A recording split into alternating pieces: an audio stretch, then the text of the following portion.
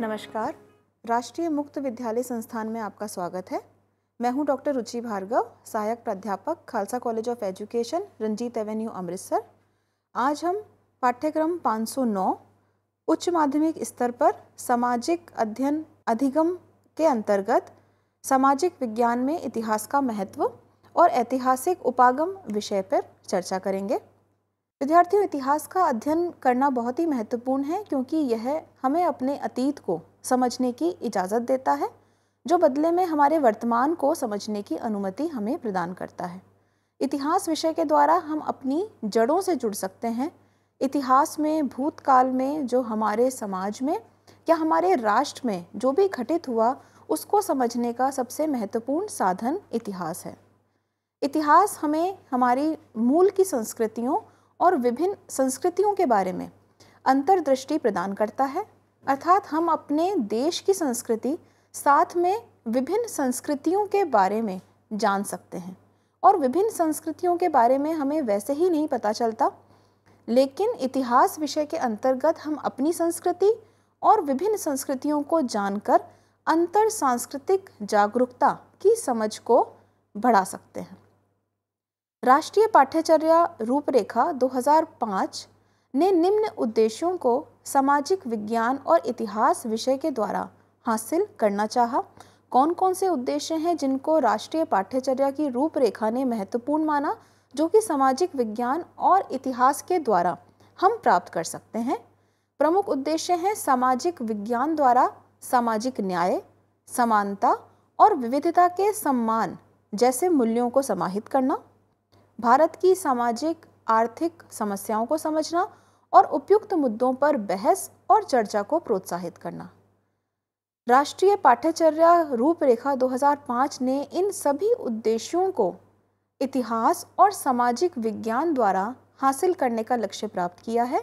इन सब उद्देश्यों को हम इतिहास विषय को पढ़ाकर प्राप्त कर सकते हैं, अर्थात हम विद्यार्थियों में विभिन्न सामाजिक मूल्य, विभिन्न आर्थिक मूल्य और राजनीतिक मूल्यों और उनकी अंतर्दृष्टि इतिहास विषय के द्वारा प्रदत्त कर सकते हैं। विद्यार्थियों, अब हम इतिहास का पाठ्यचर्या में महत्व को समझेंगे कि इतिहास विषय को पाठ्यक्रम में क्यों सम्मिलित किया जाता है। इतिहास विषय के द्वारा हम विभिन्न राष्ट्रीय और अंतर्राष्ट्रीय घटनाएं, साथ ही विद्यार्थियों में राष्ट्रीय और अंतर्राष्ट्रीय समझ की महत्वपूर्ण परिस्थितियां पैदा कर सकते हैं, अर्थात राष्ट्र में क्या घटित हो रहा है और उसका भूतकाल क्या था। साथ ही अंतर्राष्ट्रीय जो घटनाएं हैं या विभिन्न राष्ट्रों की पहचान है, वो इतिहास विषय के द्वारा हम विद्यार्थियों को समझा सकते हैं। इतिहास के द्वारा ही हम विद्यार्थियों में अंतः अनुशासनात्मक समझ का विकास कर सकते हैं। अंतः अनुशासनात्मकता का अर्थ होता है जब हम विविध विषयों को आपस में समन्वित करके विद्यार्थियों को पढ़ाते हैं। तो जब हम इतिहास विषय विद्यार्थियों को पढ़ाते हैं तो इतिहास के साथ उन्हें सामाजिक जीवन अर्थात समाजशास्त्र, राजनीतिक जीवन अर्थात राजनीति शास्त्र, आर्थिक जीवन अर्थात अर्थशास्त्र जैसे विषय भी इतिहास के साथ समन्वित करके पढ़ाते हैं। अतः विद्यार्थियों में अंतः अनुशासनात्मकता की समझ विकसित होती है। नैतिक मूल्य, जो कि बहुत महत्वपूर्ण है किसी भी विद्यार्थी के व्यक्तित्व का विकास करने के लिए, उन मूल्यों को विकसित करने के लिए इतिहास विषय पढ़ाना बहुत ही आवश्यक है। इतिहास विषय के द्वारा हम राष्ट्र के सुनहरे इतिहास से विद्यार्थियों को रूबरू करा सकते हैं और सुनहरे इतिहास को दर्शा सकते हैं, क्योंकि भारत का इतिहास एक बहुत ही गौरवपूर्ण इतिहास रहा है, सुनहरा इतिहास रहा है। उस इतिहास को दर्शाने के लिए, समझाने के लिए इतिहास जैसा विषय बहुत ही महत्वपूर्ण माना जाता है। इतिहास विषय को पढ़ा के विद्यार्थियों में हम व्यक्तिगत आदर्शों और नायकों का चयन कर सकते हैं, क्योंकि इतिहास एक ऐसा साधन है जिसके द्वारा हम भूतकाल के ऐसे व्यक्तियों का आदर्श बच्चों के सामने प्रस्तुत कर सकते हैं जिन्होंने कुछ महान कार्य किए हैं, जिनको आज भी हम याद रखते हैं। उन्हीं आदर्शों और नायकों के चयन के लिए हम इतिहास विषय विद्यार्थियों को पढ़ाते हैं। इतिहास विषय विद्यार्थियों की वैश्विक समझ को बढ़ाता है, विश्व के बारे में उनकी समझ को बढ़ाता है। विभिन्न राष्ट्रों को समझने में, राष्ट्र की संस्कृति को समझने में, विभिन्न राष्ट्रों के मूल्यों को समझने में इतिहास विषय एक महत्वपूर्ण विषय है। इतिहास विषय मानव जाति की प्रगति को भी समझाता है कि इंसान ने किस तरह से प्रगति करी और उसका आज का जो वर्तमान स्वरूप है वो हमें कैसे प्राप्त हुआ।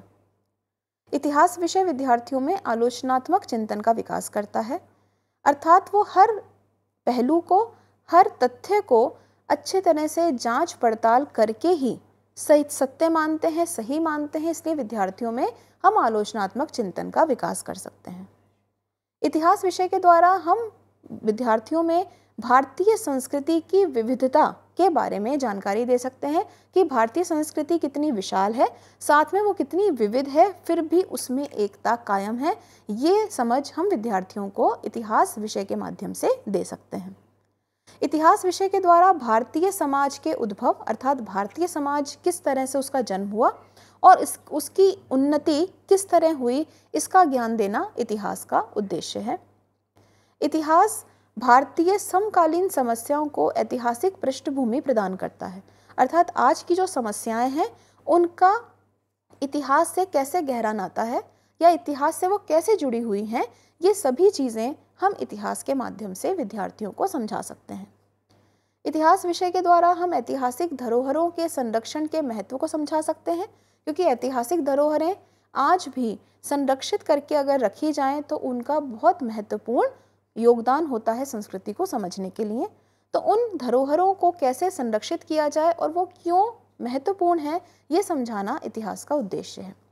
इतिहास विश्व बंधुत्व की भावना का विकास करता है कि विश्व में जितने भी लोग हैं उनके साथ समरसता के साथ विद्यार्थी रहें, सबके लिए प्रेम का भाव हो, ये भाव भी हम इतिहास विषय के द्वारा विद्यार्थियों को दे सकते हैं। विद्यार्थियों, इतिहास के महत्व को समझने के बाद अब हम ऐतिहासिक उपागम को समझेंगे कि ऐतिहासिक उपागम का क्या अर्थ है। चूँकि इतिहास हमें हमारे सुनहरे भूतकाल से परिचित कराता है, इतिहास को पढ़कर हम अपने अतीत को जान सकते हैं, अपनी जड़ों से जुड़ सकते हैं और भविष्य के लिए उन्हें संरक्षित भी रख सकते हैं।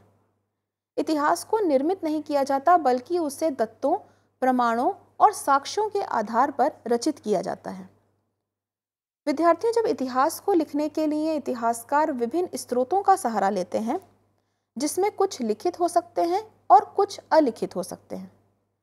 स्पष्ट है कि जब सामाजिक वैज्ञानिक इतिहास को जानने के लिए विभिन्न स्रोतों का सहारा लेते हैं तो अतीत को यह जानने का अभ्यास ऐतिहासिक उपागम कहलाता है। इतिहास कैसे निर्मित होता है? इतिहास विभिन्न स्रोतों की सहायता से निर्मित किया जाता है, और जब वैज्ञानिक या इतिहासकार विभिन्न स्रोतों का सहारा लेते हैं तो ये जो क्रिया है, ये जो अभ्यास है, इसे हम ऐतिहासिक उपागम कहते हैं। विद्यार्थियों, इतिहासकार इतिहास को बनाने के लिए विभिन्न स्रोतों का सहारा लेते हैं। इतिहास के इन स्रोतों को हम दो भागों में विभक्त कर सकते हैं, पहला उपलब्धता के आधार पर और दूसरा प्रमाणों के आधार पर। उपलब्धता के आधार पर इतिहास के स्रोतों को हम तीन भागों में वर्गीकृत कर सकते हैं, पहला पुरातात्विक स्रोत, साहित्यिक स्रोत और मौखिक परंपराएं। प्रमाणों के आधार पर हम इतिहास के स्रोतों को दो भागों में विभक्त कर सकते हैं, पहला प्राथमिक स्रोत और दूसरा द्वितीयक स्रोत।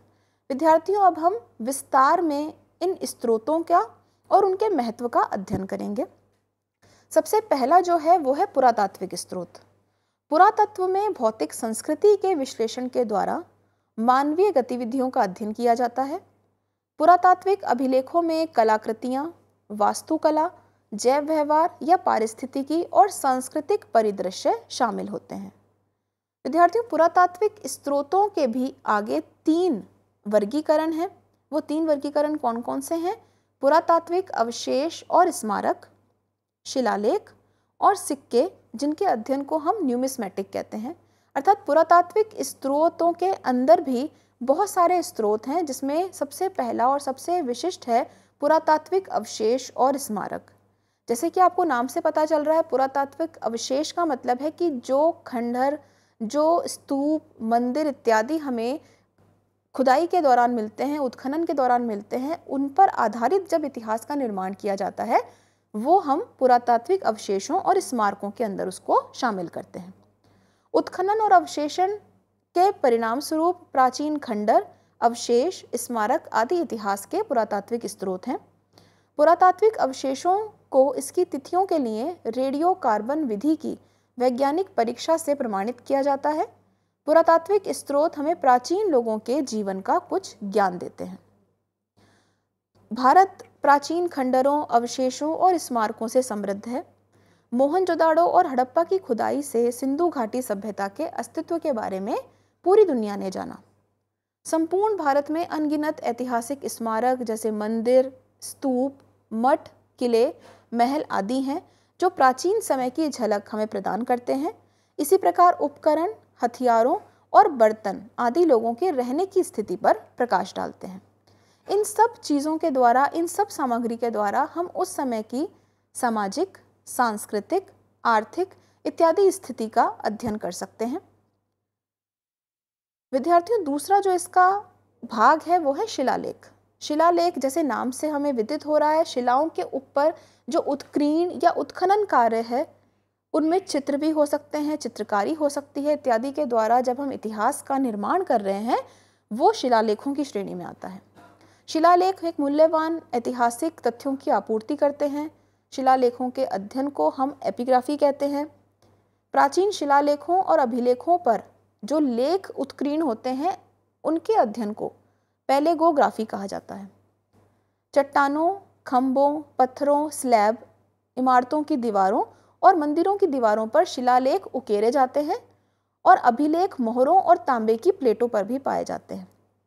अर्थात इन सभी पर उत्कीर्ण जो भी चित्र हैं या कुछ चीज़ें लिखी हुई हैं उनके आधार पर हम इतिहास का निर्माण कर सकते हैं। सामान्य रूप से ये जो शिलालेख हैं इनसे हमें प्रशासनिक, धार्मिक और राजनीतिक आदेशों से संबंधित ज्ञान प्राप्त होता है। और भारत का सबसे जो प्राचीन शिलालेख है उसमें अशोक के विशाल शिलालेख हैं। जैसा कि अशोक सम्राट ने स्वयं जो बातें उन्होंने बताई, जो बातें प्रसारित करी, उन्हीं चीज़ों को इन शिलालेखों पर उत्कीर्ण किया गया है। इसके अलावा भारत में और जो शिलालेख मिले हैं उसमें खारवेल का हथी गुम्फा शिलालेख, इलाहाबाद का स्तंभ लेख, समुद्रगुप्त के शिलालेख इत्यादि चट्टानों और खंभों से हमें प्राप्त हुए हैं। इन सभी शिलालेखों से हमें राजनीतिक, प्रशासनिक और धार्मिक मामलों की जानकारी मिलती है कि उस समय के राजा अपनी प्रजा के लिए किस तरह का कार्य करवाते थे और किस तरह का शासन प्रबंध उस समय में होता था। इन सब बातों की जानकारी हमें इन सभी स्रोतों से प्राप्त होती है। विद्यार्थियों, जो तीसरा इसका प्रकार है वो है सिक्कों का अध्ययन, जिसे हम न्यूमिस्मेटिक भी कहते हैं। क्योंकि सिक्के एक बहुत महत्वपूर्ण सामग्री है और सिक्के ज़्यादातर प्राचीन काल में सोने के, चांदी के, तांबा या सीसा से बने होते थे। जलीय मिट्टी से भी कुछ सिक्के हमें मिले हैं जो कुषाण काल के हैं और उनके सांचों की भी खोज की गई है। अब ये सिक्के क्यों महत्वपूर्ण हैं? आप जब किसी सिक्के को, प्राचीन सिक्के को देखेंगे तो उसमें पाएंगे कि उसमें कुछ धार्मिक और पौराणिक प्रतीत सिक्कों पर उकेरे होते थे जो उस समय की संस्कृति पर प्रकाश डालते थे। सिक्कों में राजाओं और देवताओं के चित्र भी समाहित होते थे, साथ में उनकी तिथियां, उनका समय भी उत्कीर्ण होता था और सिक्कों से हमें उनके आर्थिक जीवन के बारे में जानकारी प्राप्त होती है। विद्यार्थियों, दूसरा जो स्रोत है वो है साहित्यिक स्रोत। और साहित्यिक स्रोतों को भी हम 3 भागों में विभक्त कर सकते हैं: धार्मिक साहित्यिक स्रोत, गैर धार्मिक साहित्यिक स्रोत और विदेशियों द्वारा विवरण। धार्मिक साहित्य स्रोत में हम वेद, उपनिषद, रामायण, महाभारत जैसे महान महाकाव्य और हिंदुओं के पुराण को शामिल करते हैं। ये धार्मिक मान्यताओं, सामाजिक प्रणालियों, लोगों के शिष्टाचार, रीति रिवाज, राजनीतिक संस्थानों और संस्कृति की स्थितियों के बारे में जानकारी का भंडार है। हिंदू धर्म के अलावा जैन और बौद्धों का धार्मिक लेखन भी बहुत महत्वपूर्ण है। उनके धार्मिक स्रोतों के द्वारा भी हमें उस समय की जीवन यात्रा का दृश्य हमारे सामने उपस्थित होता है।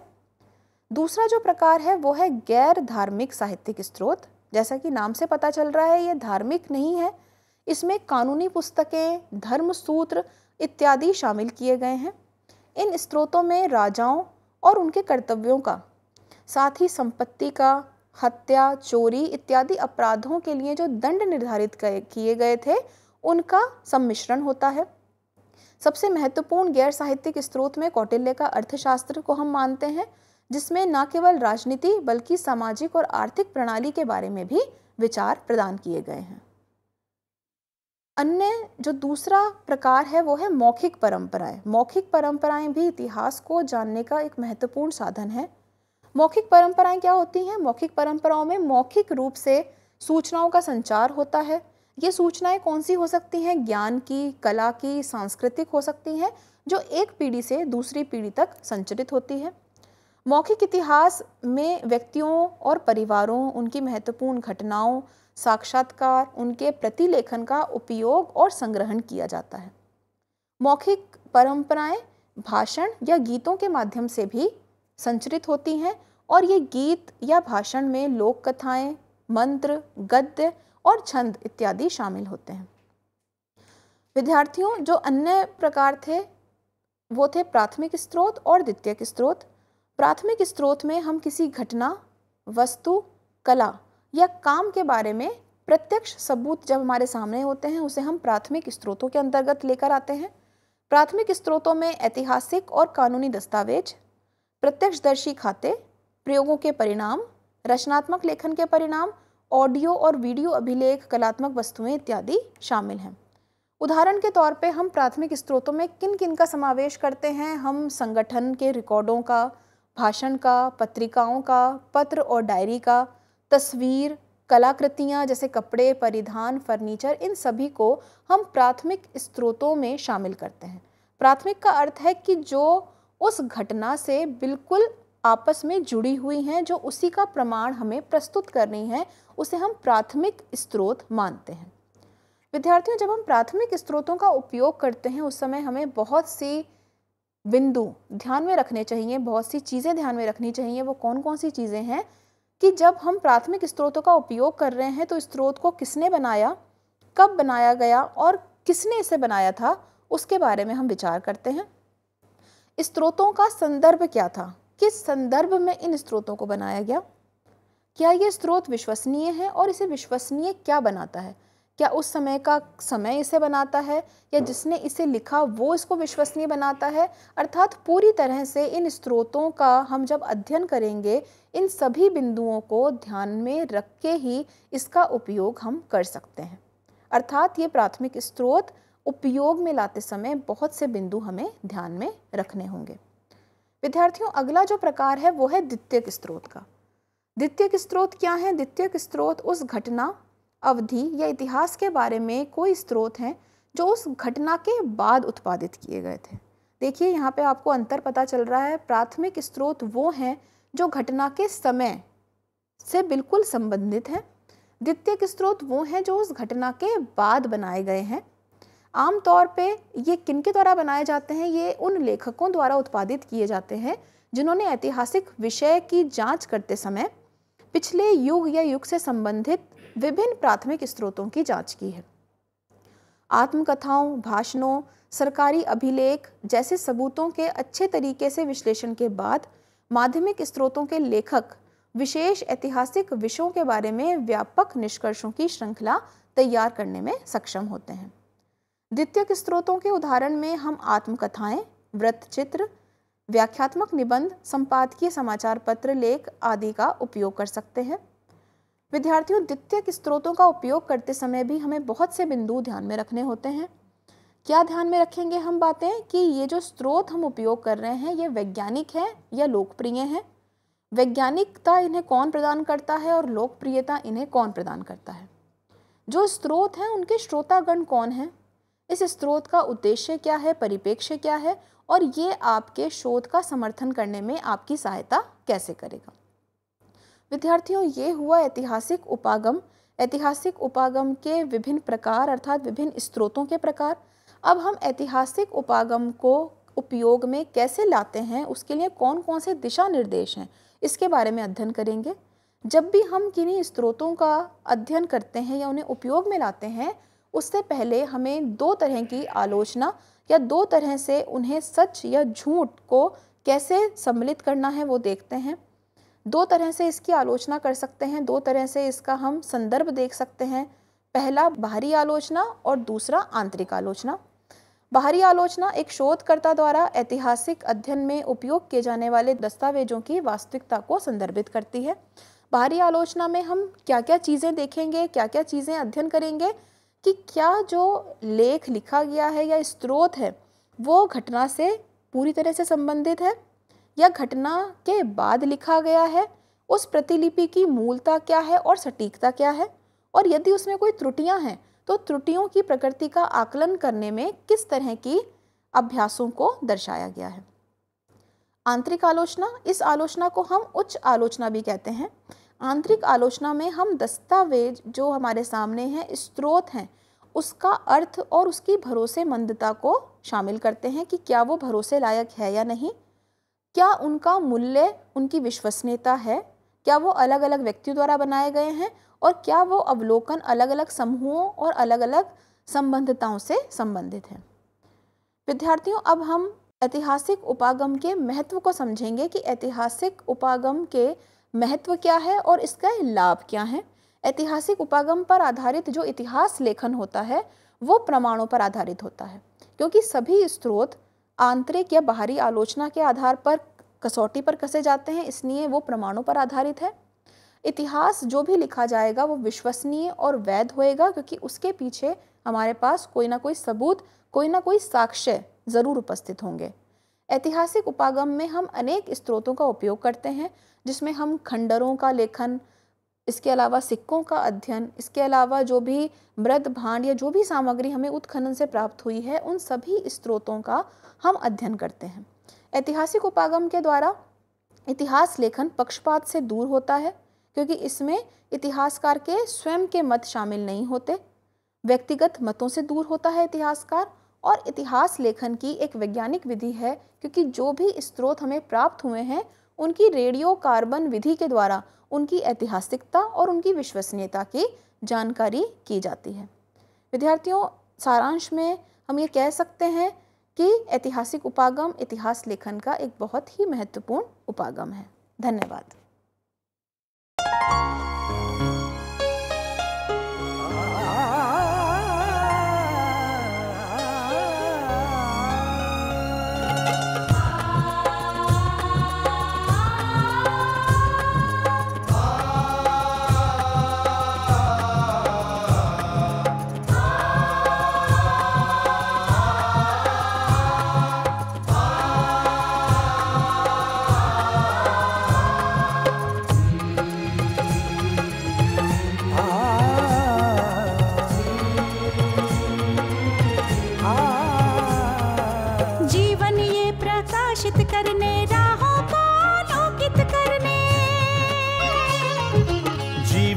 प्रकाशित करने, राहों को आलोकित करने, हम अपना दीपक स्वयं बने, हम अपना रास्ता स्वयं चुने।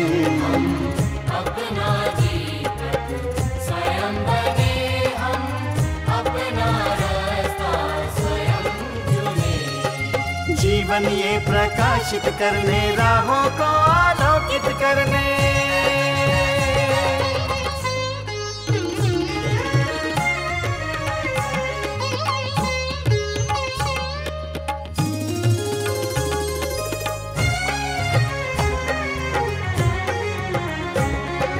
धन साधन समय की सीमा से विद्यालय जो मुक्त हो, धन साधन समय की सीमा से विद्यालय जो मुक्त हो। कभी पढ़े हम कहीं पढ़े, वे विषय की लोच से युक्त हो। कभी पढ़े हम कहीं पढ़े, वे विषय की लोच से युक्त हो। मित्रों हम उठे और जागे, मंजिल आने की ध्वनि सुने, हम अपना दीपक स्वयं बने, हम अपना रास्ता स्वयं चुने। प्रकाशित करने, राहों को आलोकित करने।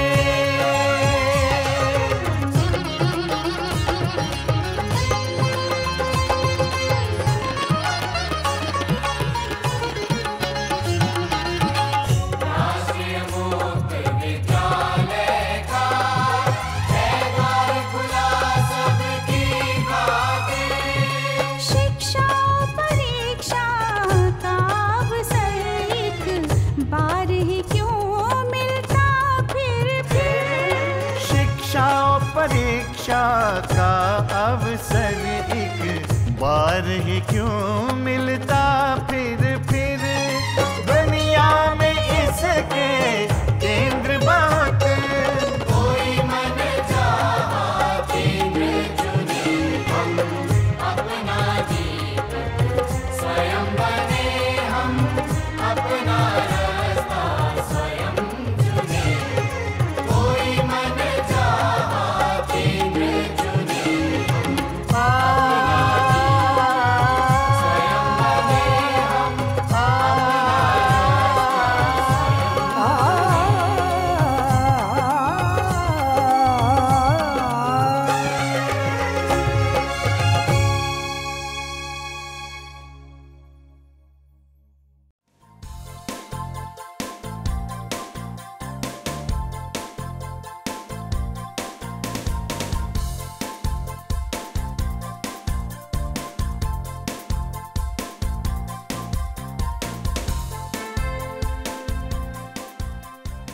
घर बैठे पाएं राष्ट्रीय मुक्त विद्यालय शिक्षा संस्थान यानी NIOS में एडमिशन, वो भी एकदम आसान तरीके से, जिससे शिक्षार्थियों को होगी समय और धन दोनों की बचत।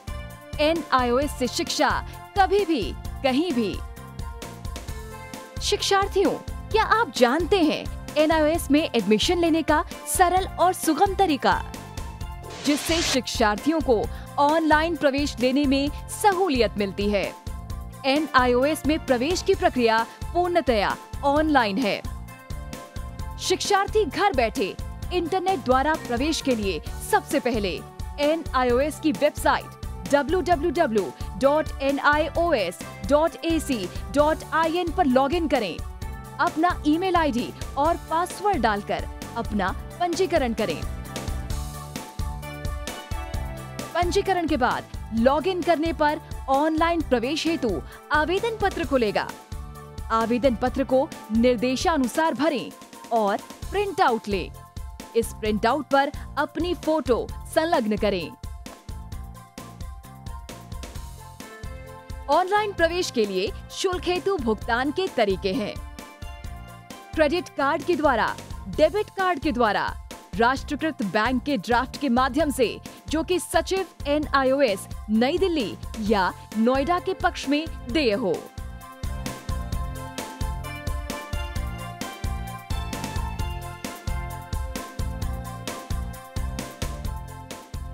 भरे हुए आवेदन पत्र के साथ साथ डिमांड ड्राफ्ट और संलग्न किए जाने वाले दस्तावेज हैं: जन्म रजिस्ट्रार के जिला कार्यालय से जारी जन्म प्रमाण पत्र की सत्यापित प्रति, जिसमें जन्म तिथि अंकित हो, पिछले विद्यालय से प्राप्त विद्यालय छोड़ने का प्रमाण पत्र, जिसमें आवेदक की जन्म तिथि लिखी हो। प्रवेश फॉर्म का प्रिंट आउट NIOS के संबद्ध क्षेत्रीय केंद्रों पर 10 दिनों में पहुंच जाना चाहिए, अन्यथा उचित दस्तावेज न लगे होने पर आवेदन फॉर्म रद्द किया जा सकता है। प्रवेश प्रक्रिया की पुष्टि होने के बाद शिक्षार्थियों को परिचय पत्र व अध्ययन सामग्री डाक द्वारा तुरंत पहुंचाई जाती है। ऑनलाइन प्रवेश एक बहुत ही सुगम और सुविधाजनक प्रवेश प्रणाली है। Online on time for safe and secure admission.